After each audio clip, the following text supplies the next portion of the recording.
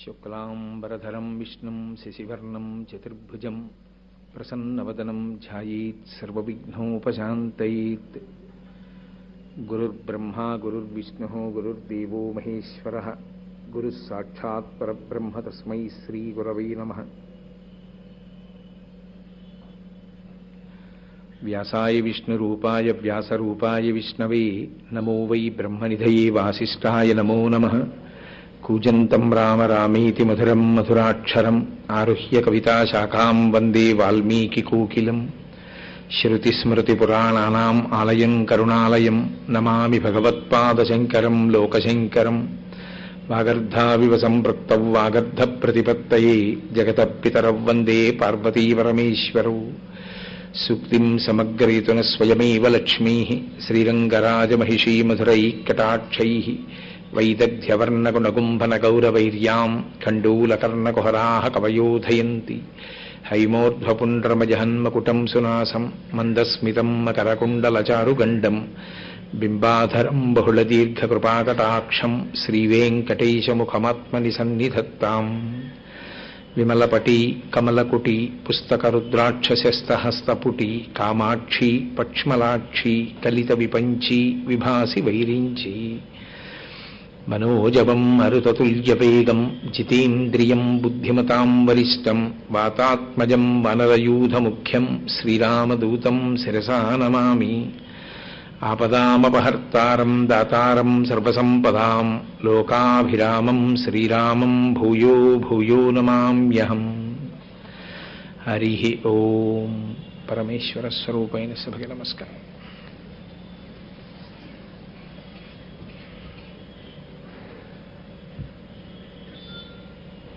జంతూనాం నరజన్మ దుర్లభం, అది ఆర్యోక్తి, పెద్దలు చెప్పిన మాట. సమస్త జీవకోటిని కలిపి పశువులుగానే పిలుస్తారు. శంకర భగవత్పాదులంతటి మహాపురుషులు శివానందలహరి చేస్తూ పశుమాం సర్వజ్ఞ ప్రథిత కృపయా పలయ విభో అన్నారు. అందరూ పశువులే వేదాంత శాస్త్రంలో. ఎందుచేత పశువులుగా పిలువబడతారంటే పశువు అంటే పాశము చేత కట్టబడినది అని అర్థం. మనకి కూడా పాశములు ఉంటాయి, కర్మపాశముల చేత కట్టబడి ఉంటాం. జన్మ అది ఒక రాట, ఆ రాటకి కర్మపాశముల చేత బంధింపబడి జీవుడు ఉంటాడు కనుక పశువు అని పేరు. కాబట్టి అన్ని పశువులలోకి ఉత్తమమైన పశువేది అంటే నరుడు. నరుడు ఉత్తమమైన పశువు. ఎందుచేత ఉత్తమమైన పశువు అంటే ఆయన తన పాశములను త్రోసిరాజని భక్తి చేత, భక్తితో కూడినటువంటి కర్మాచరణము చేత పరమేశ్వరుని చేత అనుగ్రహింపబడినటువంటి జ్ఞాన వైరాగ్యముల వలన ఆ కర్మబంధములను తెంచుకుని పునరావృత్తిరహిత శాశ్వత శివ సాయుధ్య స్థితిని పొందగలడు. అటువంటి అధికారంతో కూడుకున్నటువంటి వాడై ఉపాసన చేయగలిగినటువంటి ఏకైక ప్రాణి మనుష్యుడొక్కడే. ఏ ఇతర ప్రాణికి కూడా అలా ఉపాసన చేసేటటువంటి అధికారం లేదు. అందుకే జంతూనాం నరజన్మ దుర్లభం అన్నారు. అంత విశేషమైనటువంటి ఉపాధి నరుని యొక్క ఉపాధి. ఆ నరుని యొక్క ఉపాధి కలిగి ఉన్న కారణం చేత యథార్థమునకు అతడు దేవతల కన్నా గొప్పవాడు. ఎందుచేత దేవతలు కొంత పుణ్యకర్మ చేసిన కారణం చేత దేవతలుగా ఉన్నారు. కానీ వాళ్ళ పుణ్యకర్మ పూర్తయిపోతే వాళ్ళు పైనుంచి కింద పడిపోతారు. క్షీణే పుణ్యే మర్త్యలోకం విశంతి. మళ్ళీ మర్త్యలోకం అంటే మృత్యువు చేత గ్రసింపబడేటటువంటి లక్షణమున్న ప్రాణులన్నీ ఏ లోకమునందు వసించి ఉంటాయో దానికి మర్త్యలోకమని పేరు. ఇక్కడ ఉన్న సమస్త ప్రాణులు మృత్యువుని పొందుతాయి. అలా మృత్యువుని పొందేటటువంటి లక్షణమున్న సమస్త జీవకోటి ఏ లోకమునందు వసించి ఉంటుందో అటువంటి లోకమునందు వాళ్ళు కూడా పడిపోతారు పుణ్యం అయిపోయాక. కానీ ఒక్క నరుడు మాత్రం పుణ్యం చేసుకుని దేవతలు అధిష్ఠించిన పదవులను పొందగలడు.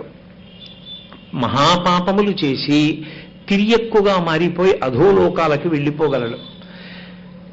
అసలు ఏ విధమైనటువంటి ప్రతిఫలాన్ని అపేక్షించకుండా నిస్వార్థమైన భక్తితో భగవంతుణ్ణి సేవించి మళ్లీ పుట్టవలసిన అవసరం లేకుండా జ్ఞానము చేత మోక్షమును పొందగలడు.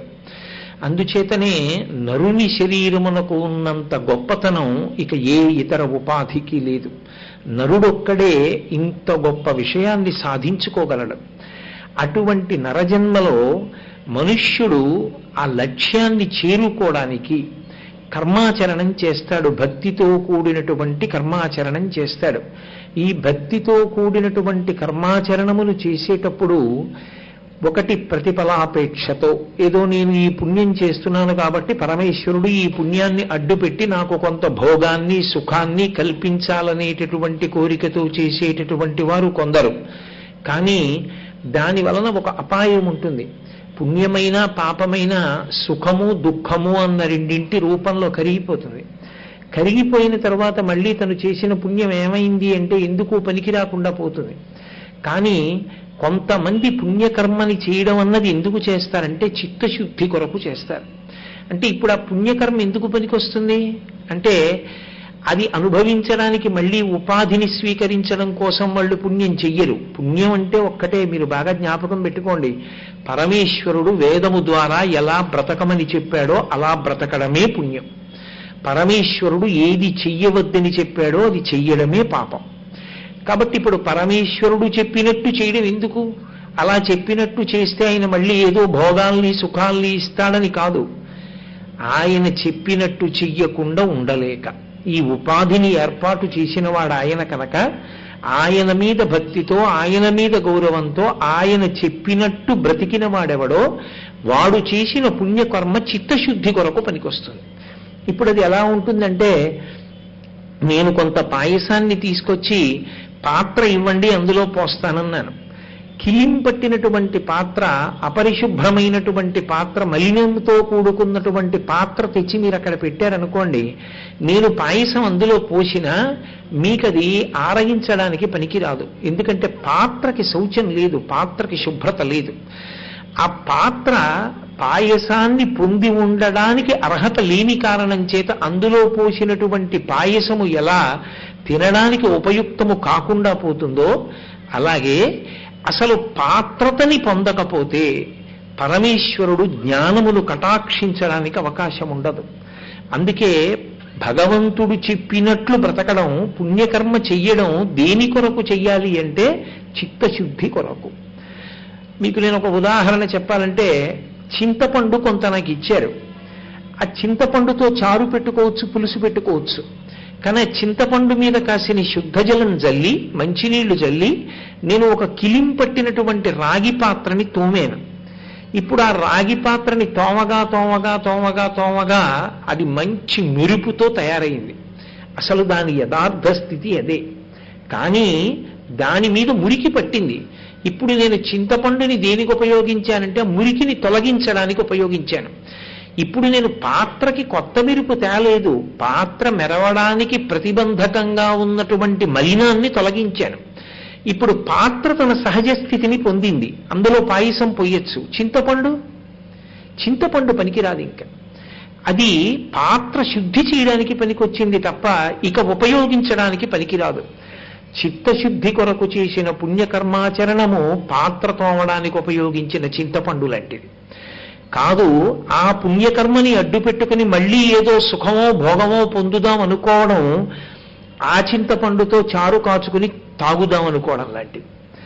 కాబట్టి ఇప్పుడు చిత్తశుద్ధితో కూడినటువంటి పాత్ర ఎక్కడ ఉన్నదో అక్కడ పరమేశ్వరుడు భక్తితో కూడిన కర్మాచరణం వలన ఎప్పుడో ప్రీతి చెందుతాడు. అరే వీడు నేను చెప్పినట్లు బ్రతుకుతున్నాడు రా అని. ఆయన చెప్పినట్లు బ్రతకగలిగిన ప్రాణి ఎవరు ప్రపంచంలో? ఒక్క మనుష్య ప్రాణి. ఎందుకని? ఆయన చెప్పడము అంటే వేదం ద్వారా చెప్పాడు. అందుకే ఈ ధర్మమునకు సనాతన ధర్మము అని పేరు. సనాతన ధర్మము అన్న పేరు ఎందుకు వచ్చిందో తెలుసా? అసలు అది యథార్థమునకు పేరు కాదు. సనాతనము అంటే ఎప్పటి నుంచో ఉన్నది. ఎప్పటి నుంచి ఉన్నది? ఎప్పటి నుంచి ఉందో తెలీదు. ఎప్పుడు ఈ సృష్టి ఉందో అప్పటి నుంచి ఉంది. మరి పేరెందుకు పెట్టలేదండి? పేరెందుకు పెట్టలేదండి అంటే ఒక్కటే కారణం. ఇంకొకటి ఉంటే కదా దీనికి ఓ పేరు ఉండడానికి. సుబ్బారావు అన్నవాడు ఒక్కడే ఉన్నాడు అనుకోండి, ఓయ్ సుబ్బారావు అన్నాడు అనుకోండి, ఆయన ఒక్కడే పలుకుతాడు. ఇద్దరు సుబ్బారావులు ఉన్నారనుకోండి, సుబ్బారావు అంటే ఇద్దరూ పలుకుతారేమో అని నాకు అనుమానం ఉన్నప్పుడు కాకినాడ సుబ్బారావు అనో తెనాలి సుబ్బారావునో నేను పిలవవలసి ఉంటుంది కదా. ఒకానొకప్పుడు ఈ భూమండలంలో భగవంతుణ్ణి చేరడానికి అవసరమైన మార్గాన్ని నిర్దేశించినటువంటి ఏకైక ధర్మం ఇదొక్కటే. అందుకే దీనికి వేరొక పేరు లేదు. తరువాతి కాలంలో కొంతమంది కల్పించారు హిందూ మతం అని, కానీ యథార్థమునకు దానికి పేరు లేదు. అది సనాతన ధర్మము. ఆ సనాతన ధర్మమునకు ప్రమాణము వేదము. ఆ వేదము ఈశ్వర ప్రోక్తము, అపౌరుషేయము. అది ఎవరి చేత రచింపబడలేదు. పరమేశ్వరుని యొక్క వాక్కే వేదమైంది. ఆ వేదమును మనం ప్రమాణంగా స్వీకరిస్తాం. ఆ వేదమును ప్రమాణముగా స్వీకరించినప్పుడు ఏ విధమైనటువంటి ప్రతిఫలాపేక్ష లేకుండా భగవంతుని యందు నిరతిశయమైనటువంటి ప్రీతితో ఆయన చెప్పినట్లు బ్రతకాలనేటటువంటి కోరిక కలిగినటువంటి వ్యక్తి భగవంతుడు చెప్పినట్టుగా నడుచుకున్నటువంటి కారణం చేత, అతని యొక్క కర్మ చేత ప్రీతి పొందిన పరమేశ్వరుడు ఏదో ఒకనాడు అతని భక్తికి మెచ్చి అతనికి జ్ఞాన వైరాగ్యములను కల్పిస్తాడు. ఆ జ్ఞాన వైరాగ్యములు కల్పించడం ఎలా ఉంటుంది అంటే, ఒక గ్యాస్ స్టవ్ మీద గిన్నె పెట్టి గిన్నెలో నీళ్లు పోసి నీళ్లలో బియ్యం పోసి మూత పెట్టి విడిచిపెడితే అదొక కుక్కర్ అనుకోండి. అందులో ఉన్నటువంటి ప్రతి బియ్యపు గింజ మెతుకుగా ఎప్పుడు మారిందన్నది మనకి తెలియక్కర్లేదు. ఆ ప్రతి బియ్యపు గింజ మెతుకైపోయిన తరువాత కుక్కర్ కూసినట్లు పరమేశ్వరుడు ఎలా బ్రతకమని వేదం ద్వారా చెప్పాడో అలా బ్రతికినటువంటి వ్యక్తి యొక్క భక్తితో కూడిన కర్మాచరణము చేత ప్రీతి చెందిన పరమేశ్వరుని చేత అనుగ్రహింపబడినటువంటి జ్ఞాన వైరాగ్యముల కారణముగా మళ్ళీ ఆ జీవి పుట్టవలసిన అవసరం లేకుండా అది చిట్ట చివరి మృత్యువై పునరావృత్తి రహిత శాశ్వత శివ సాయుధ్య స్థితిని పొందగలుగుతున్నాడు. దానికే అద్వైత మోక్షం. అద్వైత మోక్షం అంటే కైవల్యం. కైవల్య సిద్ధాంతమునందు ఈ శరీరం పడిపోయిన తరువాత మోక్షం కాదు. జ్ఞానము చేత ఆత్మ అనుభవంలోకి వచ్చి ఇది నేను కాదని, కొబ్బరికాయ లోపల కురిడి ఎలా విడిపోయి గుడుగుడులాడుతుందో అలా తాను ఆత్మగా నిలబడి సాక్షి మాత్రంగా చూస్తూ ఈ శరీరాన్ని విడిచిపెట్టగలిగినటువంటి స్థితిని పొందుతాడు. అదిగో అలా అజ్ఞానపు పొరలు చీల్చుకోవడానికి అవసరమైనటువంటి సాధనాక్రమాన్ని పాటించగలిగినటువంటి ఏకైక ప్రాణి నరుడొక్కడే తప్ప ఏ ఇతర ప్రాణికి కర్మాచరణము చేసేటటువంటి అధికారము లేదు. అవి చెయ్యవు. అందుకే వేదం చెప్పినటువంటివన్నీ పాటించవలసిన వాడెవరు అంటే మనుష్య ప్రాణి ఒక్కడే. ఇప్పుడు మనం ప్రధానమైనటువంటి ధ్యేయంగా భావన చేసినప్పుడు నరజన్మలో మనం సాధించుకోగలిగినటువంటి అత్యద్భుతమైన ఫలితం ఏది అంటే భగవంతుణ్ణి చేరుకోవడమే. అది ఇతర ప్రాణులకు సాధ్యం కాదు. కనుక ఈ భగవంతుణ్ణి చేరుకునేటటువంటి ప్రక్రియలో తీర్థయాత్ర అన్నది ఒక ప్రధానమైనటువంటి భూమికని పోషిస్తుంది. ఏదో కేవలము కర్మాచరణము, కేవలము భక్తి, కేవలము వైరాగ్యము కాదు. తీర్థయాత్ర ఎంతో అవసరం. ప్రతి వ్యక్తి కూడా తన జీవితంలో తీర్థయాత్ర చేసి తీరాలి. ఎందుచేత అంటారేమో, అసలు దాని పేరే తీర్థయాత్ర.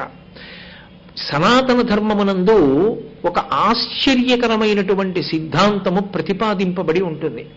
భగవద్ దర్శనము చేత మీరు ఎంత ఫలితాన్ని పొందుతారో, భగవత్ సంబంధము కలిగినటువంటి నదులు, తీర్థములు మొదలైనటువంటి వాటి యందు చేసినటువంటి స్నానము కూడా మీకు అంతే ఫలితాన్ని చేకూరుస్తుంది. సాధారణంగా మనం ఆయన దైవ దర్శనానికి వెళ్ళాడండి అనం, ఆయన తీర్థయాత్ర చేసి వచ్చారండి అంటాం. తీర్థయాత్ర చేసి వచ్చాడు అంటే వెంటనే ఆయన కాళ్ళకి నమస్కారం చేస్తారు. ఎందుచేత తీర్థయాత్ర చేసినటువంటి వ్యక్తి నమస్కార యోగ్యతని పొందుతాడు. ఎందుచేత పొందుతాడు అంటే తీర్థ స్నానము చేత, నదీ స్నానము చేత ఒక ప్రత్యేకమైనటువంటి భగవద్ అనుగ్రహాన్ని మూట కట్టుకుని వస్తాడు.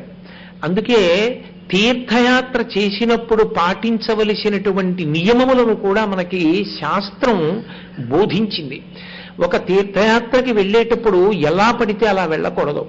ఆచారకాండకే ఉందండి అలా చెప్తారు అని నిరసన చెయ్యకూడదు. నేను మీతో ఒక మాట చెప్తాను. ఒక పసిగుడ్డు 9వ నెల తర్వాత తల్లి గర్భంలోంచి బయటికి రావలసినటువంటి పసిబిడ్డలు 8వ నెలలోనే ప్రసవమై బయటికి వచ్చేశారు. ఇప్పుడు ఆ పిల్లల్ని ముందుగా ప్రసవం అయిపోయారు కాబట్టి వైద్యులు తీసుకెళ్లి ఒక ప్రత్యేకమైనటువంటి గదిలో ఉంచుతారు. నా బిడ్డలే కదండి, నేను వెళ్ళి ఆ పిల్లల్ని పట్టుకుంటాను, నేను ఆ పిల్లల్ని ముట్టుకుంటానంటే తల్లిని పంపరు. ఆ తల్లి కూడా ఆ ప్రత్యేకమైనటువంటి సదుపాయములతో అత్యంత శ్రద్ధతో ఆ పిల్లలని చూస్తూ వైద్యం చేయబడుతున్నటువంటి గదిలోకి ఒక అద్దంలోంచి మాత్రమే చూసుకోవాలి. ఓ 10 రోజులు పోయిన తర్వాత తల్లిని లోపలికి తీసుకెళ్లి ముట్టుకోమ్మా అన్నా ఆమె తిన్నగా తన చేత్తో ముట్టుకోవడానికి వీల్లేదు. డాక్టర్ గారు చేతి మీద కొంత ఔషధం వేసి దీంతో బాగా చేతులు తుడుచుకుని ఇప్పుడు ముట్టుకో నీ బిడ్డనంటారు. అదేమిటండి, నా బిడ్డ కదా, నా కడుపులో ఉన్నది కదా, నేను ఎందుకు ముట్టుకోకూడదు? ఇప్పుడు ఆ బిడ్డ పసిగుడ్డు, దాన్ని నువ్వు ముట్టుకుంటే దానికి అనేక రకములైనటువంటి రుగ్మతలు వస్తాయి. కంటికి కనపడని ఎన్నో సూక్ష్మాంగ దీవులు నీ శరీరాన్ని, నీ వస్త్రాల్ని పట్టుకుని ఉంటాయి. అందుకని చేతులు కడుక్కోకుండా ముట్టుకోవడానికి వీల్లేదంటారు. నువ్వు వైద్యుడు చెప్పినటువంటి సిద్ధాంతాన్ని అంగీకరించి నీకు అలా కడుక్కోకపోతే వచ్చేటటువంటి ఉపద్రవ సంబంధమైన సూక్ష్మాంగ జీవుల యొక్క శరీర నిర్మాణ వ్యవస్థ, అవి కల్పించగలిగినటువంటి వ్యాధుల గురించిన విషయాలు తెలియకపోయినా వైద్యుడు చెప్పినట్టు ప్రవర్తించి నీ బిడ్డను నువ్వు దక్కించుకుంటున్నావా లేదా? వైద్యుడు చెప్పినట్టు బ్రతకడంలో బిడ్డని పొందడం అన్న కోరిక ఎలా ఉందో, వేదం చెప్పినట్టుగా ఆచారకాండని పాటించి భగవద్దర్శనం చేసి భగవంతుని యొక్క అనుగ్రహం పొందడం కూడా ఆచారకాండలో అంతే ప్రాశస్త్యం. నా బిడ్డ నా ఇష్టం వచ్చినట్టు ముట్టుకుంటానని ముట్టుకుంటే బిడ్డకి ఎలా ఉపద్రవం వస్తుందో, ఒక తీర్థయాత్రకి బయలుదేరినప్పుడు తీర్థయాత్ర ఎలా చెయ్యాలో అలా చేయకపోతే భగవంతుని యొక్క అనుగ్రహ ప్రసరణ మనకు అవకాశము ఉండదు. సరికదా? ఒక్కొక్కచో ఒకందుకు బయలుదేరినటువంటి వాడు ఆ పుణ్యాన్ని మూట కట్టుకోకపోగా కొత్త పాపాన్ని మూట కట్టుకుని తిరిగి వచ్చేటటువంటి అవకాశం ఉంటుంది. ముట్టుకోకూడని రీతిలో బిడ్డని ముట్టుకున్నట్టే ఎంతో పవిత్రమైన కొండ మీదకి చేరి కూడా, అటువంటి తీర్థములకు చేరి కూడా, దేవాలయ ప్రవేశము చేస్తూ కూడా నియమపాలనం చెయ్యనప్పుడు దేవాలయ వ్యవస్థకే ఇబ్బంది తీసుకొచ్చేటటువంటి పరిస్థితి కూడా ఉత్పన్నమవుతుంది. అందుకే ఒక తీర్థయాత్ర చేసినప్పుడు పాటించవలసినటువంటి నియమాల్ని మనకి ఋషులు ఆ స్మృతుల యందు పొందుపరిచారు. అలాగే దాన్ని వేదం చెప్పింది. వేదంలో చెప్పిన దాన్ని ఋషి స్మృతిగా చెప్తాడు. శృతేరివార్థం స్మృతిరన్వగచ్చత్ అంటాడు కాళిదాసు. ఆవు వెంట దూడ వెళ్ళినట్టు వేదం వెంట స్మృతి వెడుతుంది. ఒక్కొక్క ఋషి ఆ మంత్రములను తీసి సంకలనం చేస్తాడు. అందుకే గౌతమ స్మృతి, అత్రి స్మృతి, అలా ఋషుల పేర్లు మీదుగా స్మృతులు వచ్చాయి. మీరు చూడండి, తీర్థయాత్రా నియమముల యందు అత్యంత ప్రధానమైన నియమం ఇది. అంటే అసలు తీర్థయాత్రకి బయలుదేరుతున్నాను అన్నప్పుడు ఎక్కడి నుంచి బయలుదేరుతాడు? తాను ఎక్కడున్నాడో అక్కడ నుండే బయలుదేరుతాడు. తాను ఎక్కడున్నాడు? ఒక ఇంట్లో ఉన్నాడు. తాను ఒక ఇంటిలో ఉండి, అది వసతి గృహమా స్వగృహమా పక్కన పెట్టండి, ఆ ఇంటి నుండి తాను ఉన్న ఊరు నుండి ప్రయాణం చేసి తాను తీర్థయాత్ర చేసి ఎక్కడికి చేరాలనుకుంటున్నాడో అక్కడికి వెడతాడు. ఎందుకు వెడుతున్నాడు? ఎప్పుడైనా మనం ప్రయాణం చేసి ఒక చోటుకి వెళ్ళాము అంటే దానికి ఒక ప్రయోజనం ఉంటుంది. నేను ఏదో ఇక్కడి నుంచి బయలుదేరి భాగ్యనగరానికి వెళ్ళాను అనుకోండి, 3 రోజుల్లో ఉపన్యాసం చెప్పడానికి వెళ్ళొచ్చు. నేను ఉపన్యాసం చెప్పడానికి వెళ్ళేవాడిని, ఉపన్యాసం చెప్పడానికి అవసరమైనటువంటి పరికరములు ఏమున్నాయో అవి సర్దుకుని నాతో తీసుకెడతాను. ఓ 4 పంచెలు తీసుకెడతాను, 4 ఉత్తరీయాలు తీసుకెడతాను. తప్ప నేను తీరా భాగ్యనగరం చేరుకుని ఉపన్యాసం చెప్పవయ్యా అంటే పంచె తెచ్చుకోవడం మర్చిపోయానండి అంటే వీడు అవివేకి అని ఎలా అంటారో, తీర్థయాత్రకు బయలుదేరినటువంటి వాడు సర్దుకోవలసినటువంటి పెట్టె కూడా వేరు విధంగా ఉంటుంది. తీర్థయాత్రకి బయలుదేరేటటువంటి వ్యక్తి తన కులదైవం యొక్క అనుమతిని పొందాలి. ఎక్కడుంటారు కులదైవం? మీ ఇంటి సింహాసనంలోనే ఉంటారు. మీ ఇల్లు అని నేను అన్నప్పుడు అందులో నేను కూడా కలిసిపోతూ ఉంటాను. ఒకరిని ఉద్దేశించి మాట్లాడినప్పుడు మీరు నేను అనడం సహజం కాబట్టి అంటున్నాను. కానీ యథార్థమునకు మీరు అంటే మీరు వేరు నేను వేరుని కాదు. మనం అందరం తీర్థయాత్రకి వెళ్ళినప్పుడు మన కులదైవం యొక్క అనుమతిని తీసుకుని వెళ్ళాలి. ఎందుకని అంటే ఎక్కడ పవిత్రమైన భావన ఉన్నదో అక్కడ పరమేశ్వరుని యొక్క అనుగ్రహం ఉన్నది. ఒక్క పరమేశ్వరుడు మీ ఇంట్లో సింహాసనంలో కూర్చుని ఉంటాడు. మిగిలినవి సోఫాలు ఉండొచ్చు, కుర్చీలు ఉండొచ్చు, బెంచీలు ఉండొచ్చు, కానీ సింహాసనం మాత్రం ఒక్కటే ఉంటుంది. ఆ సింహాసనం పూజా మందిరంలో ఉంటుంది. ఆ సింహాసనంలో పరంపరాగతంగా పెద్దలు ఆరాధించినటువంటి కులదైవం ఉంటారు. ఆ కులదైవం సింహాసనంలో కూర్చుని ఉన్నాడు. ఆయన పరిపాలన చేస్తున్నాడు. ఆయన పరిపాలన చేస్తున్నప్పుడు ఆయన అనుమతి లేకుండా వెళ్ళడానికి వీల్లేదు. అది భావనా సంస్కారం. నేను ఒక కార్యాలయంలో పనిచేస్తున్నాను అనుకోండి, నాకు సోమవారం నాడు సెలవు పెట్టి ఏదో వేరే కార్యక్రమం మీద వెళ్ళాలనిపించింది అనుకోండి, నేను చెప్పకుండా సెలవు పెట్టకుండా వెళ్ళిపోయాను అనుకోండి, మరునాడు నన్ను నిలదీస్తారు కాగితం ఇచ్చి, నిన్న నువ్వు ఏ కారణం చెప్పలేదు, సెలవు పెట్టలేదు, ఎవరికీ చెప్పలేదు, ఎలా వెళ్ళిపోయావు, నువ్వు కారణం చెప్పని అడుగుతారు. నెలకి కొంత ద్రవ్యం నాకు జీతంగా ఇచ్చి నాకు ఒక వయసు వచ్చిన తరువాత బయటికి పంపించడానికి ఆమోదించినటువంటి నన్ను పోషిస్తున్నటువంటి సంస్థకే నేనంత అధికారం ఇచ్చినప్పుడు, లేదా ఆ సంస్థ నా మీద అధికారాన్ని ఉంచుకున్నప్పుడు, నన్ను సృష్టించి పరిపాలించి నా జీవుడి మీద అధికారం ఉన్నటువంటి పరమేశ్వరుడి యొక్క అనుమతి లేకుండా ఆయన మీ ఇంటి సింహాసనంలో పరిపాలకుడై ఉండగా అసలు ఆయనకి చెప్పకుండా ఆయనని వేరొక చోట ఆయన వెలిసినటువంటి ప్రాంతానికి వెళ్ళి నేను నీ అనుగ్రహం పొందుతానని ఎలా బయలుదేరుతారు? అసలు ముందు సింహాసనంలో ఉన్న స్వామి యొక్క అనుమతి తీసుకోవాలి కదా. స్వామి, నేను బయలుదేరుతున్నాను, మీ క్షేత్రానికి వెడుతున్నాను, తండ్రి వెంకటాచలం వెళ్ళాలనుకుంటున్నాను, వెంకటాచలం పరమపావనమైన కొండ, అటువంటి కొండ ఎక్కడానికి, అటువంటి కొండ మీద పాదం పెట్టడానికి, స్వామి పుష్కరిణిలో స్నానం చెయ్యడానికి, అక్కడ కూర్చుని విష్ణు సహస్రం చదవడానికి, అసలు మీ కాలి గోటి కాంతిని చూడడానికి కొన్ని వేల సంవత్సరములు తపస్సు చేశారు కదా. అటువంటిది నాకు ఏ యోగ్యత ఉందని మీ ముందు నిలబడి నేను మిమ్మల్ని ఆపాదమస్తకం మాంసనేత్రంతో చూడను? నాకు ఏ యోగ్యత ఉంది? ఎందుకు కాలు పెట్టనిస్తారు నన్ను? అయినా మీరు అనుమతిస్తే నా యాత్ర పూర్తవుతుంది.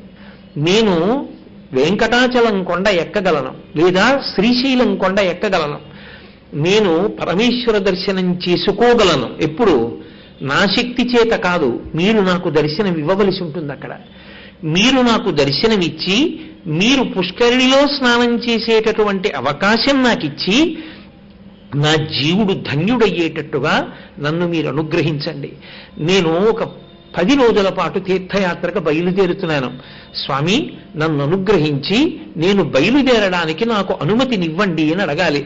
అసలు తీర్థయాత్రయందున్న అంతర్లీనమైన సిద్ధాంతము భక్తి. ఒక తీర్థయాత్రకి ఎందుకు వెడతాం? కేవలం భక్తితోనే వెడతాం తప్ప, నేను ఎవరు తీర్థయాత్రకి వెళ్ళినా ఇంకొక కారణానికి వెడతారు అన్న మాట నా నోటి నుండి కూడా నేను ఉచ్చరించను. ఎవ్వరు వెళ్ళినా పరమ భక్తితోటే వెడతారు. పరమభక్తితో తీర్థయాత్రకి వెడుతున్నారు అంటే ఆ భక్తి అసలు సింహాసనం దగ్గర పరమేశ్వరుని యొక్క అనుమతి తీసుకోవడంలో కూడా ఉండాలి కదా. అసలు ఇక్కడ ప్రారంభం లేని భక్తి తీర్థయాత్ర దగ్గరికి వెళ్ళి అది పండడానికి అవకాశం ఎక్కడుంటుంది? పిండి లేనిది పండెక్కడి నుంచి వస్తుంది? విత్తు లేనిది చెట్టెక్కడి నుంచి వస్తుంది? ఇంట్లో సింహాసనం దగ్గర అనుమతి తీసుకోవడమే చేత కానప్పుడు ఇంకా తీర్థయాత్ర చెయ్యడంలో భక్తి పరిపూర్ణంగా పండుతుందనేటటువంటి విశ్వాసం ఎక్కడ ఉంటుంది? అందుకే మొట్టమొదట సింహాసనం దగ్గర అనుమతిని తీసుకోవలసి ఉంటుంది. మన ఇంటి పూజామందిరంలో సింహాసనం ఎక్కడుందో ఆ పూజామందిరంలో కూర్చుని, పరమేశ్వర, నేను ఒక వారం రోజులు తీర్థయాత్రకు బయలుదేరుతున్నాను, నన్ను అనుగ్రహించండి అని చెప్పాలి. ఎలా మనం తీర్థయాత్రకి బయలుదేరేటప్పుడు సింహాసనం దగ్గర అనుమతి తీసుకుంటామో అలాగే మనం ఏ ఊరిలో ఉంటున్నామో ఆ ఊరి యొక్క అధిష్టాన దేవతకి కూడా ఇంట్లోనే కూర్చుని నమస్కారం చెయ్యాలి. అథవా మరిచిపోతే ఊరి పొలిమేర దాటే లోపల చెప్పులు విప్పి నమస్కారం చెయ్యాలి. ఆ ఊరికి, ప్రతి ఊరికి ఒక అధిష్టాన దేవత ఉంటుంది. నేను మీకు ఒక ఉదాహరణ చెప్పాలంటే, మన కాకినాడ పట్టణానికి నూకాలమ్మ తల్లి లేదా బాలా త్రిపుర సుందరి, ఆవిడ అధిష్టాన దేవత.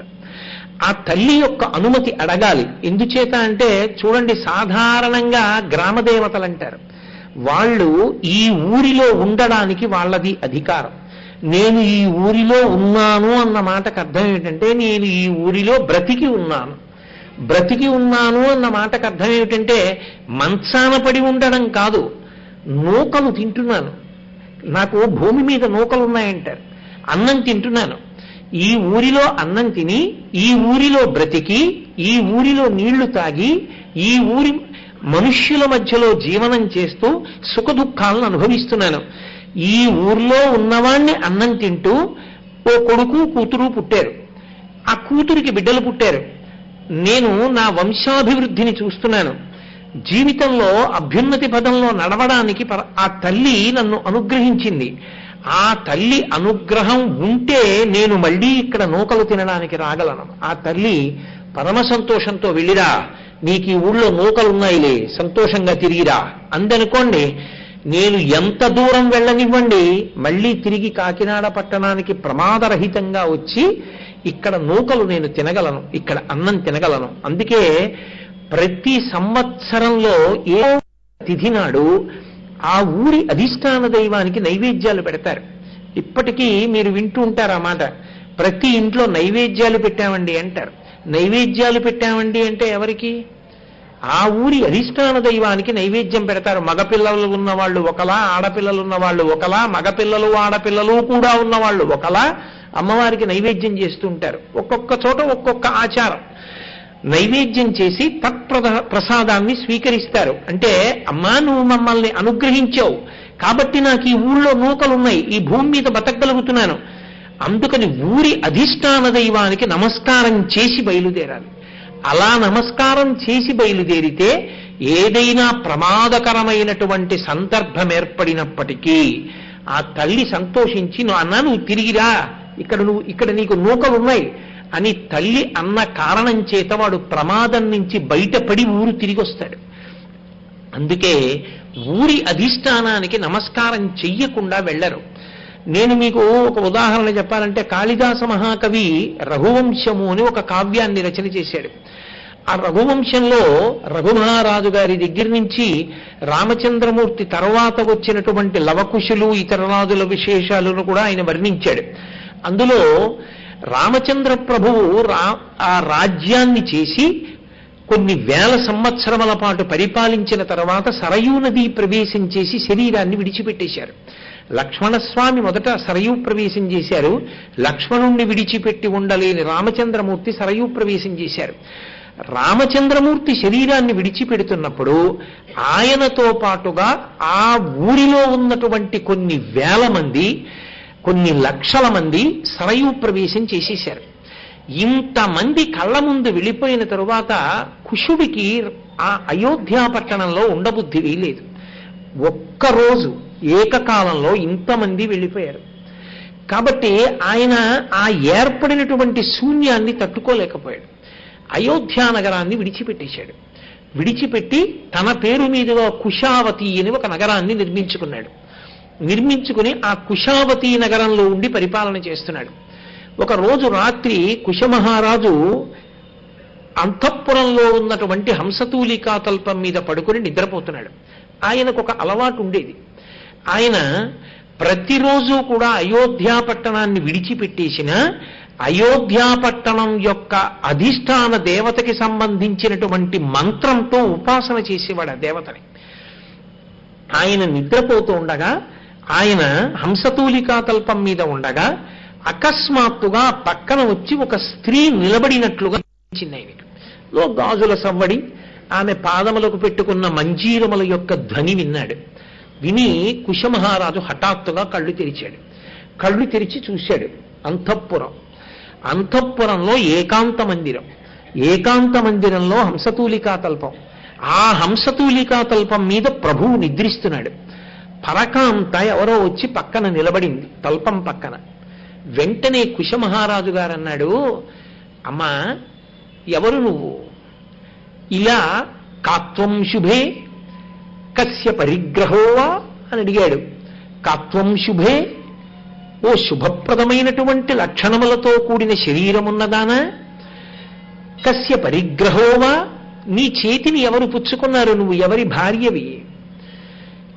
కింత్వామమార్థం నువ్వు ఇక్కడికి ఎందుకొరకు వచ్చావు? ఏ కారణం చేత వచ్చావు? నువ్వేం భయపడక్కర్లేదు. ఉన్న కారణం ఏమిటో ఉన్నట్లుగా యథార్థంగా చెప్పేసేయి. కానీ నేను నీతో ఒక మాట చెప్పవలసి ఉంటుంది. రఘూణాం వసీనాం, రఘుమహారాజు గారి వంశంలో పుట్టినటువంటి రాజులున్నారే, వాళ్ళందరూ కూడా ఇంద్రియ నిగ్రహము కలిగినటువంటి వారు. వారు ఎట్టి పరిస్థితులలోనూ కూడా మనఃపర స్త్రీ విముఖ ప్రవృత్తి, వాళ్ళు మనసులో కూడా పరకాంతని స్మరించారు. అటువంటి వంశంలో జన్మించానమ్మా. రామచంద్రమూర్తి యొక్క కొడుకుని. నువ్వు నా హంసతూలికా తల్పం మీద ఏకాంత మందిరంలో నేను నిద్రపోతుండగా దీని కొరకు వచ్చి నా పక్కన నిలబడ్డావు. అచక్షోమత్వ వశినాం రఘూణాం, నీ మనసులో ఉన్న మాట ఏమిటో చెప్పు, ఎందుకు నిలబడ్డావు అంటూ ముందు జాగ్రత్త పడుతూ మనఃపర స్త్రీ విముఖ ప్రవృత్తి, పరస్త్రీని మనసులో కూడా స్మరించవసుమా రఘువంశంలో పుట్టిన రాజులు అన్నాడు ఆయన.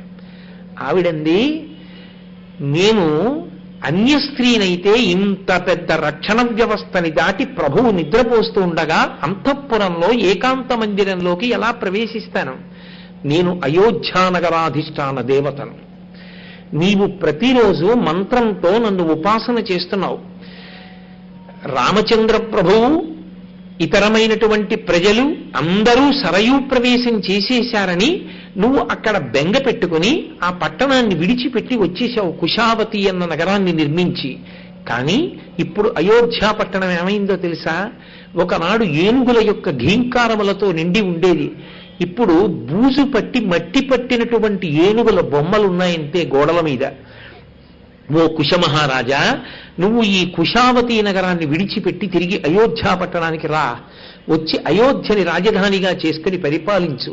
ఆ నగరాధిష్టాన దేవతనైన నేను చాలా చిన్నపుచ్చుకున్నాను. రామయ్య అంది. వెంటనే కుశమహారాజు హంసతూలికాదల్పం నుంచి కిందకి దూకి అయోధ్యానగరాధిష్టాన దేవత నన్ను ఆహ్వానిస్తోందని కుశావతీ నగరాన్ని విడిచిపెట్టి అయోధ్యానగరానికి వెళ్ళిపోయి దాన్ని రాజధానిగా చేసుకుని పరిపాలన చేశాడు. అంటే మనకి ఎంత స్పష్టంగా ప్రతి నగరానికి అధిష్టాన దేవత ఉంటుంది. ఆ నగరానికి ఉండేటటువంటి అధిష్టాన దేవత ప్రజల్ని కాపాడుతూ ఉంటుంది, ప్రభువుకి కనపడుతూ ఉంటుంది కూడా అన్నదాన్ని కాళిదాస మహాకవి నిర్ధారించాడు. అలాగే శ్రీరామాయణ కావ్యము వేదోపబృంహణము, వేదములో చెప్పబడినటువంటి విశేషాలన్నింటినీ కూడా వివరించడం కోసమే వచ్చింది శ్రీరామాయణం. అందుకే శ్రీరామాయణం ఆదికావ్యం. ఆదికావ్యమైనటువంటి శ్రీరామాయణంలో రామచంద్రమూర్తి యొక్క నడవడి ఎలా ఉంటుందో దాన్ని ఆదర్శంగా తీసుకుని ప్రవర్తించిన నాడు వేదంలో చెప్పబడినటువంటి విషయాన్నే మనం అనుష్ఠించినట్టు అవుతుంది. అటువంటి శ్రీరామాయణంలో రామచంద్రమూర్తి అరణ్యవాసానికి బయలుదేరి వెళ్ళిపోతున్నాడు. బయలుదేరి కోసల రాజ్యాన్ని దాటాడు. ఆ పొలిమేర దాటుతూ అక్కడ నుంచి వెనక్కి తిరిగి అయోధ్యానగరం వంక చూశాడు. చూసి ఆ అయోధ్యానగరాధిష్టాన దేవతకు నమస్కారం చేశాడు. నమస్కారం చేసి, ఓ నగరాధిష్టాన దేవత తల్లి, నీకు నమస్కారం.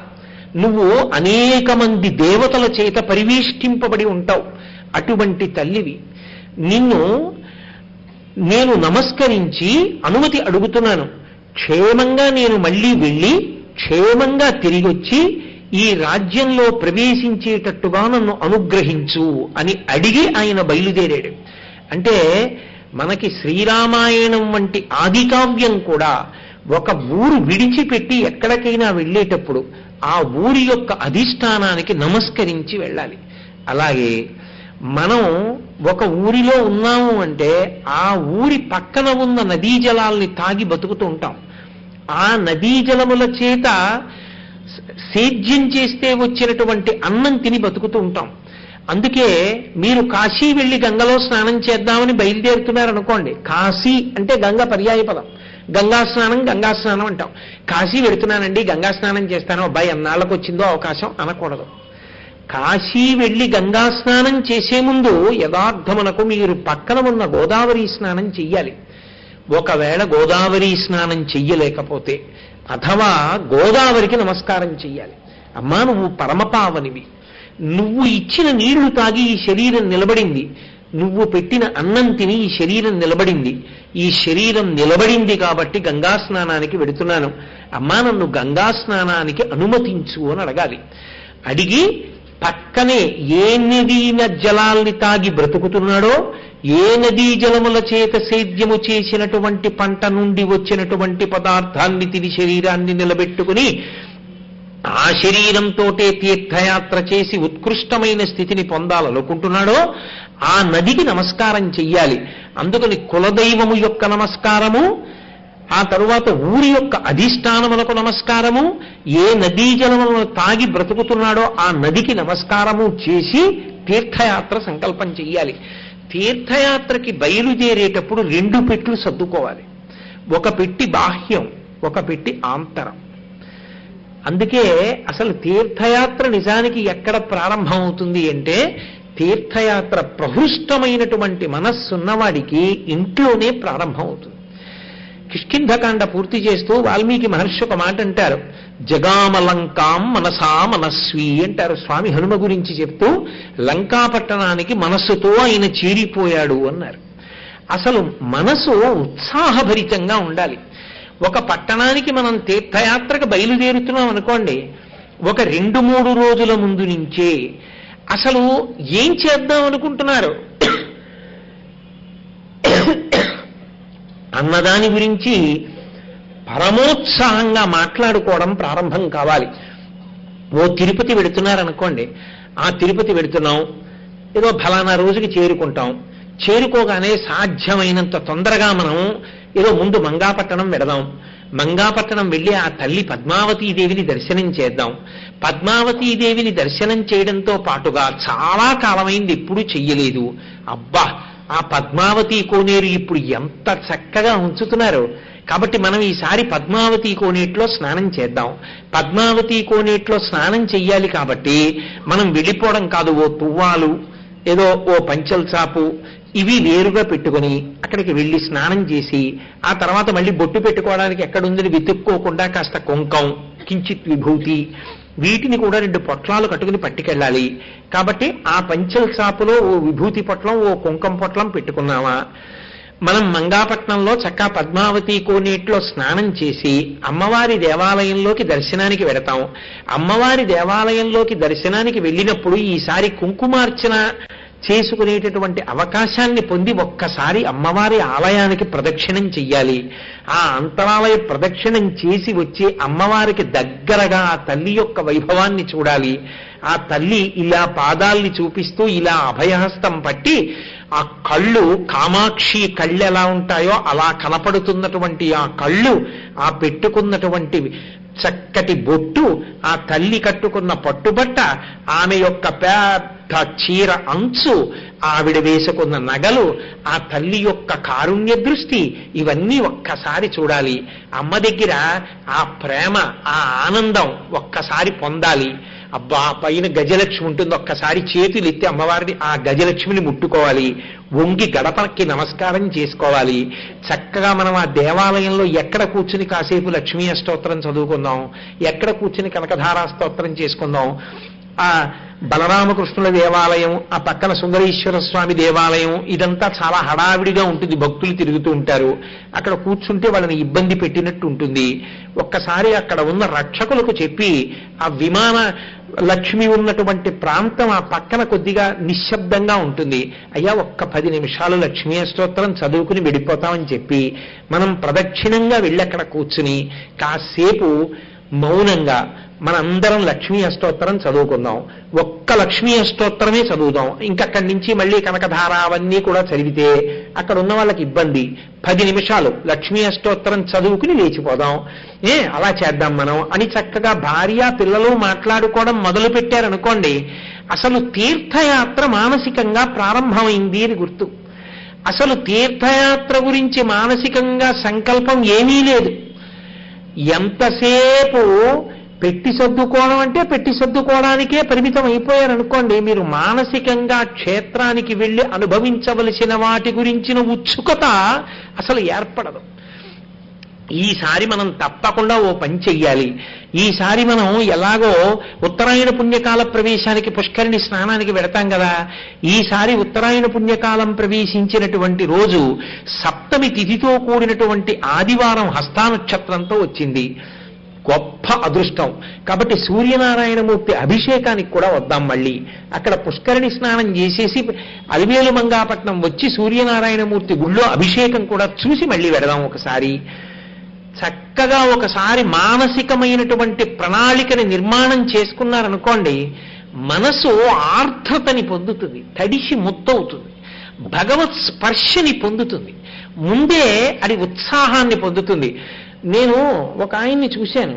ఆయన తిరుపతి వెళ్తున్నప్పుడు ఆయన మాట్లాడిన మాటలు విని నేను తెల్లబోయాను. ఆయన అన్నాడు, మనం నిద్రపోకూడదు సుమా, రేణిగుంట వచ్చిందంటే తిరుపతి వచ్చిన తర్వాత లేద్దామని పడుకోకూడదు. రేణిగుంట దగ్గరే లేచి కిటికీ దగ్గర కూర్చోవాలి. కూర్చుంటే కొండలు కనపడడం మొదలు పెడతాయి. ఆ కొండలు బద్దలైనట్టుగా జేగురు రంగుతో రాళ్లతో కనపడతాయి పైన. అక్కడ స్వామివారి యొక్క నామం, స్వామివారి యొక్క శంఖం చక్రం కనపడతాయి. ఆ దీపాలు వెలుగుతుంటాయి. దూరం నుంచి అసలు మనం ఆ 7 కొండల్ని జుర్రేసుకోవడంతో మొదలు పెట్టాలి.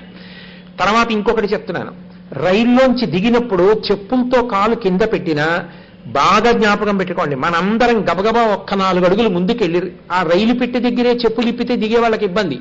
4 అడుగులు ముందుకేసి చెప్పులు ఇప్పి ముందు తిరుపతి భూమిని చేతులతో ముట్టుకుని నమస్కరించి మళ్ళీ చెప్పులు వేసుకుందాం తప్ప చెప్పులతోనే నడవద్దు. ఆ ప్రదేశం అటువంటిది, ఆ తిరుపతి పట్టణం అటువంటిది. శంకర భగవత్పాదులు, అన్నమయ్య, పురంధరదాస్ గారు ఎంతమంది మహాపురుషులు తిరిగిన ప్రదేశము. కాబట్టి ఒక్కసారి మనం కాళ్లతో తొక్కే ముందు చెప్పులతో తొక్కకుండా పాదములతో స్పృశించే ముందు ఇంతకన్నా దిక్కు లేదని చేతులతో ముట్టుకుని నమస్కరించి చెప్పులు వేసుకుందాం.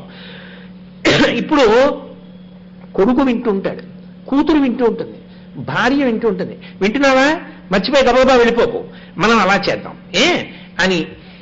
తిరుపతిలో ఉన్న నాళ్ళు తెల్లవారకట్ట కాఫీ గురించి మనం వెంపర్లాడద్దు. మొట్టమొదట దైవ దర్శనమే. ఒక్క 3 రోజులు మనం అసలు కాఫీ ప్రసక్తి తీసుకురావద్దు.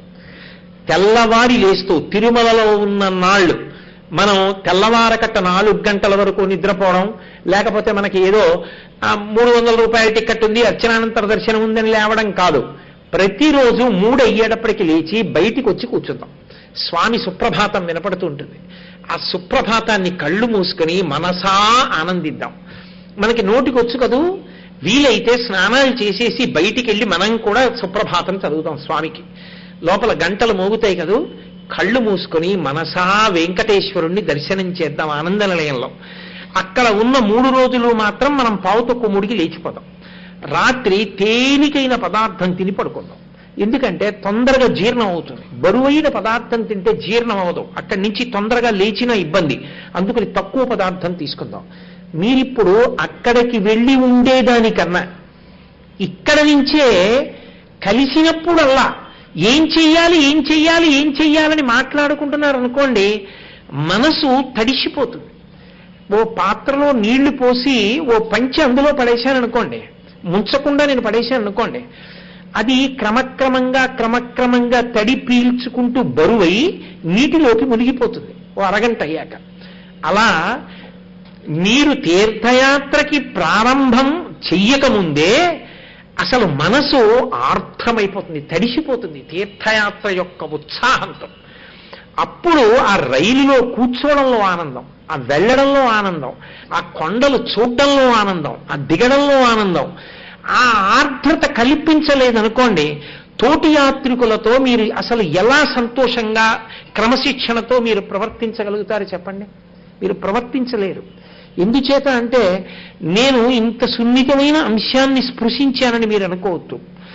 వెంకటాచలం బయలుదేరాము అంటే దిగిన దగ్గర నుంచి ఎంత ఎక్కువసేపు మనం భగవత్ సేవలో గడపగలమన్న దాన్ని లెక్కలో పెట్టుకోవలసి ఉంటుంది. అలా లెక్కలో పెట్టుకోవలసి వచ్చినప్పుడు రాత్రి 11 వరకు సెల్ ఫోన్ అదే పనిగా మాట్లాడుతూ ఉన్నాడు అనుకోండి ఒక ఆయన, ఆ మిగిలిన పడుకున్న వాళ్ళు తెల్లవారి లేచి క్షేత్ర దర్శనం ఎలా చేయగలుగుతారు? ఏ వస్తువుని ఎక్కడ వరకు వాడుకోవాలో అక్కడ వరకు వాడుకోవాలి.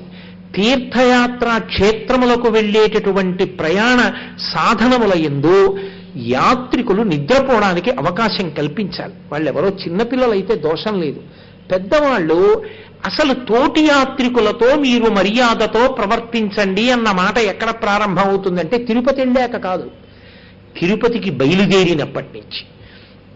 నేను ఆఫీస్ నుంచి వస్తూ 5:35కి శేషాద్రి ఎక్స్ప్రెస్ అక్కడ పెట్టుంటే రోజు చూసి అనుకుంటూ ఉంటా, ఎవరో మహానుభావులు అదిగో ప్లాట్ఫామ్ మీద ఉన్నారు, ఎక్కేస్తున్నారు. రేపు ఈ పాటికి వీళ్ళందరూ సహస్రదీపాలంకార సేవలో కూర్చుంటారు, స్వామి ఊయలు ఊగుతుంటే అన్నమాచార్య కీర్తన వింటూ ఉంటారు, ఆ వేదం వింటూ ఉంటారు, నేను ఇలాగే పోతూ ఉంటాను ఆఫీస్ నుంచి. ఏమి భాగ్యవంతులు వీళ్ళు అనుకుంటూ ఉంటాను. శేషాద్రి ఎక్స్ప్రెస్ ఎక్కే వాళ్ళందరూ ఇంచుమించుగా తిరుపతి ప్రయాణం కోసం వెళ్ళేవాళ్లే. మీరు తిరుపతి వెళ్ళేవాళ్ళు రైల్లో కూర్చుని వెంకటేశ్వర స్వామి వారి గురించి మీకు తెలుసున్న విషయం, అబ్బా ఏమి అక్కర్లేని విషయాలు, అందులో మళ్ళీ అవతల వాళ్ళ భక్తిని పాడు చేసే విషయాలు, లేకపోతే వివాదాస్పదమైనటువంటి విషయాలు, వీటిని స్పృశించకుండా స్వామి భక్తి, మహానుభావుడు ఎంతమందిని ఆదుకున్నాడు.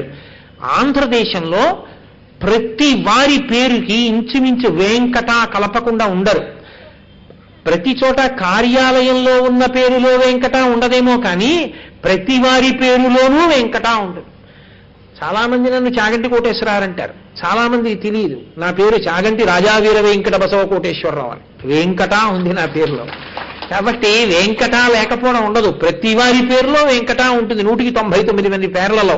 అంటే తల్లిదండ్రులు అంత భక్తితో ఆ బిడ్డని స్వామి ఇచ్చాడు అని వెంకట శబ్దాన్ని కలుపుకున్నారు. మా ఇంట్లో వెంకట అండి, మా ముత్తాత గారికి ఉంది, మా తాతగారికి ఉంది, మా నాన్నగారికి ఉంది, నాకుంది. వెంకట శబ్దం అంత గొప్పది. వెంకటేశ్వర స్వామి గురించి మేము వెంకటేశ్వర వైభవోత్సవాలు చేసుకుంటాం వారం రోజులు. సుప్రభాతం ఎలా జరుగుతుందో తెలుసా? మేము తిరుపతిలో చూడలేదు కానండి, కాకినాడలో చూశాం. అర్చకులు ఎలా వస్తారు, ఎలా ఆ తలుపులు తీస్తారు, ఎలా లోపలికెడతారు, సుప్రభాతం ఎలా చదువుతారు, సుప్రభాత వైభవం ఎలా ఉంటుంది, ఆ ఘంటామంటపంలో గంటలు ఎలా మోగిస్తారు, వాటి ప్రకంపనలు వస్తుంటే ఎంత గొప్పగా ఉంటుంది. ఇవన్నీ మీరు మాట్లాడుకుంటూ వెడుతున్నారనుకోండి రైల్లో, పడుకున్న తర్వాత కూడా అదే సంతోషంగా ఉంటుంది. ఆ యాత్ర చేసే వాళ్ళందరి మధ్య ఒకటే అనుబంధం ఏర్పడుతుంది. మనందరం కూడా కమలవాసిని మమ్ము కన్న తల్లి అని ఆ తల్లి లక్ష్మీదేవి యొక్క బిడ్డలం, ఆ శ్రీ మహావిష్ణువు యొక్క బిడ్డలం. అందరి మధ్య ఒక ఐకమత్యత ఏర్పడుతుంది, ఎంతో అన్యోన్యత ఏర్పడుతుంది. అక్కర్లేని విషయాలన్నీ రైలు బండిలో మాట్లాడి వైకుంఠం క్యూ కాంప్లెక్స్ లోకి కూడా న్యూస్ పేపర్ పట్టుకెడితే మనసు ఆర్ద్రతతో ఉండమంటే ఎక్కడి నుంచి ఉంటుంది? తీర్థయాత్ర అన్నది ప్రధానంగా దేనికి అంటే శరీరాన్ని సాధనంగా చేసుకుని మనసుని ఆర్ద్రత చేత తడపాలి. అలా తడపకపోతే చంచలమైనటువంటి మనస్సు కదిలిపోతుంది. కదిలిపోయి అక్కర్లేని విషయాలు అది ఏది పట్టుకుంటుందో అదే పట్టుకుంటుంది. శంకరులు అంటారు శివానంద లహరిలో, సదా మోహాటవ్యాం చరతి యువతీనాం కుచగిరౌ నటత్యాసా శాఖా స్వతది జడితి స్వైరమభిత కపాలిన్ బిక్షోభే హృదయ కపిమత్యం చపలం దృఢం భక్త్యా భక్త్యా శివభవదధీనం కురు విభో అంటారు. మనసు చించలం. రైలు ఎక్కండి, తిరుపతి వెళ్ళండి, తిరుమల వెళ్ళండి, అది ఇంటి చుట్టూ తిరుగుతూ ఉంటుంది, అక్కర్లేని విషయాలు తీసుకొస్తూ ఉంటుంది, అక్కడ కూడా అవే చర్చ చేస్తుంది. ముందు నుంచి తడపడం మొదలు పెడితే తప్ప యాత్రయందు ఆచారకాండ పాటించడం, మనసుని సువ్యవస్థితం చెయ్యడం సాధ్యమయ్యే విషయాలు కానే కావు. అందుకే చక్కగా ఏమీ అక్కర్లేదు. మనకి శాస్త్రం చెప్పిన మాట గోవిందేతి సదా స్నానం. ఎప్పుడూ స్నానం చేసిన వాడితోటే సమానం. ఇప్పటికిప్పుడు మళ్ళీ స్నానం చేసి కూర్చున్నటువంటి స్థితి కల్పింపబడాలి అంటే గోవిందనామం చెప్పుకోవడమే. గోవిందా గోవింద. కాసేపు చక్కగా గోవిందనామం చెప్పుకోవడం, భగవత్ సంబంధమైన విషయం మాట్లాడుకోవడం, రామనామం చెప్పుకోవడంతో ప్రారంభం చేసి తీర్థయాత్రని ప్రారంభం చేశారనుకోండి. ఇప్పుడు నేను చెప్పిన విషయాలను మళ్ళీ ఒక్కసారి సింహావలోకనం చెయ్యండి. ఇంటి దగ్గర బయలుదేరేటప్పుడు కులదేవత యొక్క అనుమతి, ఇంటి దగ్గర బయలుదేరేటప్పుడు ఆ నగరాధిష్టాన దేవత యొక్క అనుమతి, ఇంటి దగ్గర బయలుదేరేటప్పుడు పక్కనే ఉన్నటువంటి నది యొక్క అనుమతి, ఆమెకి కృతజ్ఞతావిష్కారం చేసి బయలుదేరేటప్పుడు తప్పకుండా ఒక అలవాటు చేసుకోండి. మా చిన్నతనంలో ఎక్కడికైనా తీర్థయాత్రకు బయలుదేరితే నాకు ఇప్పటికీ జ్ఞాపకం, మా పెద్దవాళ్ళు నించోపెట్టి శ్లోకం చెప్పించి బయలుదేరండ్రా అనేవారు. ఇప్పటికీ అదే అలవాటు మనం ఈ దేవాలయం నుంచి తీర్థయాత్రకు బయలుదేరే ముందు చేస్తుంటాం. అందరం కలిపి ఆ శ్లోకం చెప్పి బయలుదేరుతాం. ప్రారంభంలో అథవా ఏదీ రాకపోయినా ఏ విఘ్నం రాకుండా పూర్తవ్వాలి అని గణపతికి ప్రార్థన చెయ్యాలి. సుముఖశ్చైకదంతశ్చ కపిలో గజకర్ణకః లంబోదరశ్చ వికటో విఘ్నరాజో గణాధిపః ధూమకేతుర్గణాధ్యక్ష ఫాలచంద్రో గజాననః వక్రతుండ శూర్పకర్ణో హేరంబ స్కందపూర్వజః షోడశైతాని నామాని ఎప్పటే శృణ్యాదపి. ఒకవేళ మిగిలిన వాళ్ళకి రాకపోతే ఒక్కళ్ళు చదివితే చాలు. ఎప్పటేట్టు శృణ్యాదపి, విన్నా చాలు. ఎప్పటే శృణ్యాదపి విద్యారంభే వివాహే చ ప్రవేశే నిర్గమే తథా సంగ్రామే సర్వకార్యేషు విఘ్నస్తస్య నజాయతి. అది చదువుకుని బయలుదేరారనుకోండి, విఘ్నేశ్వరుడు కటాక్షించి ఎక్కడా విఘ్నం లేకుండా కాపాడతాడు. అథవా అంతమేం చెప్పలేమండి అన్నారనుకోండి, సర్వదా సర్వదేశేషు పాతుత్వాం భువనేశ్వరి మహామాయా జగద్ధాత్రి సచ్చిదానంద రూపిణి. దేవీ భాగవతంలో వ్యాస భగవానుడు మనకు అందించిన అమృత గుళిక. సర్వదా సర్వదేశేషు, కాలమునందు దేశమునందు, సర్వకాలములయందు సర్వదేశములయందు. అమ్మా పాతుత్వాం భువనేశ్వరి, మమ్మల్ని నువ్వు కాపాడుతుండు. మహామాయా జగద్ధాత్రి సచ్చిదానంద రూపిణి. పోని అది కూడా రాదు. హనుమ యొక్క 12 నామాలుంటాయి. అవి హనుమాన్ అంజనాసూనో వాయుపుత్రో మహాబలః రామేష్ఠ ఫల్గుణస్సకః పింగాక్షో అమిత విక్రమః ఉదధిక్రమణశ్చైవ సీతాశోక వినాశకః లక్ష్మణ ప్రాణదాత చ దశగ్రీవస్య దర్పః. ఇవి 12 నామాలు స్వామి హనుమ యొక్క నామాలు. ఇవి కపీంద్రస్య మహాత్మనః. ఈ 12 నామాల్ని కానీ ఒక్కసారి చదువుకుంటే యాత్రాకాలే విశేషతః ఆయన ప్రాణం పెడతాడు. చనిపోయే వాళ్ళకి కూడా ప్రాణం పెడతారు హనుమ. ఈ 12 నామాలు చదువుకుని బయలుదేరారనుకోండి చాలు. ఏమండి మాకు అవి కూడా 12 నామాలు చెప్పడం కూడా కష్టం, అది కూడా రాదన్నారనుకోండి, నేను ఏం తప్పు పట్టను. తప్పు పట్టడానికి కూర్చుంటే ఇంత ఎత్తైన పీట మీద నన్ను కూర్చోపెట్టక్కర్లా. తెలియని వాళ్ళకి ఏ స్థాయిలో ఉన్నా కించిత్తైనా అందించడానికి నాకింత ఎత్తుపీట తప్ప ఇది కూడా రాకపోతే మీ కర్మండానికి కాదు నేను ఇక్కడ ఉన్నది. శాస్త్రం ఒక మార్గం చెప్పింది. కపర్దీ కపర్దీ కపర్దీ అని 3 మాటలు అంటే చాలు. కపర్దీ అంటే నీటి చేత తడవబడినటువంటి జటాజూటం ఉన్నవాడు. ఏ నీటి చేత తడవబడి ఉంటుంది జటాజూటం పరమశివునిది? గంగమ్మ తల్లి యొక్క జలము చేత తడపబడి ఉంటుంది. గంగా అన్న పేరెత్తిన, గంగని స్మరించిన. అందుకే శంకర భగవత్పాదులు భజగోవింద స్తోత్రంలో అంటారు, భగవద్గీత కించిదభీత గంగాజలలభ కణికాపీత సకృదపియేన మురారి సమర్చ క్రియతే తస్య యమేన నచర్చ.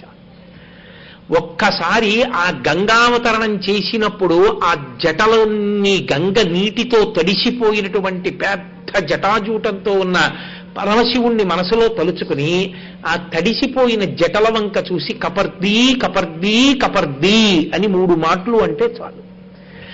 గంగమ్మతో కూడుకుని గంగమ్మ చేత తడవబడిన